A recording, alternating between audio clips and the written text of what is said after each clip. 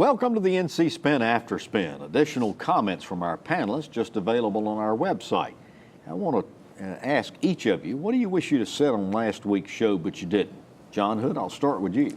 Well, we were talking about making teaching more attractive and talking about different ideas in the legislature, including a series of proposals that involve differentiating the pay of teachers.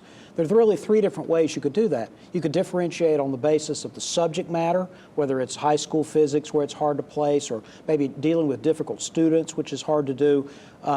Those kinds of arguments are really pretty persuasive, and the NCAE and other opponents are having a hard time stopping that, I think, in the long run.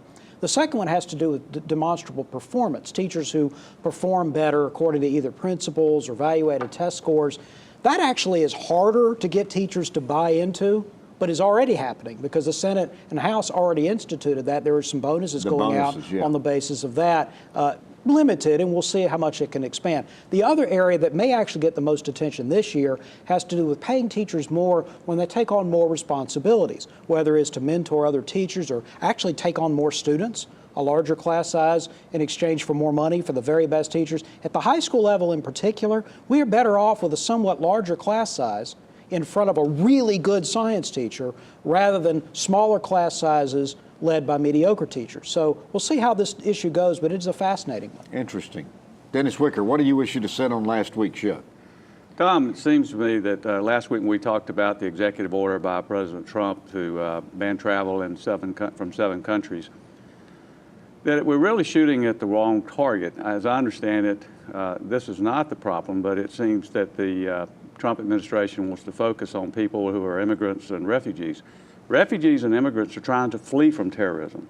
And those people that have created terror in this country were homegrown. So we need to really attack the problem in our borders rather than going out and trying to create chaos and confusion around the world about travel in and out of the United States, it seems to me. All right. Connie Wilson, tell us what what you wish you'd have said on last week's show but you didn't.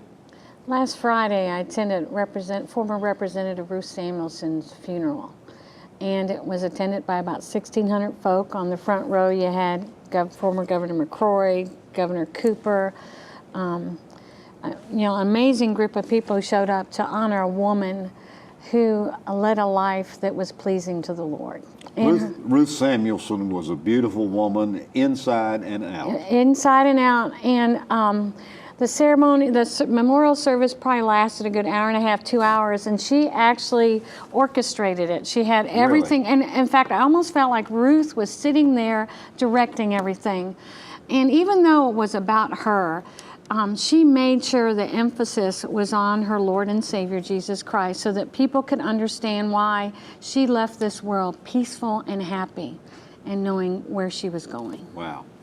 Chris Fitzsimon, what do you wish you'd have said on last week's show? Well, we talked about the Eggs and Issues breakfast that the Public School Forum of North Carolina put on. We talked about making teaching great again. Another item on their agenda, which I think is long overdue, is some accountability with the school voucher program or opportunity scholarships.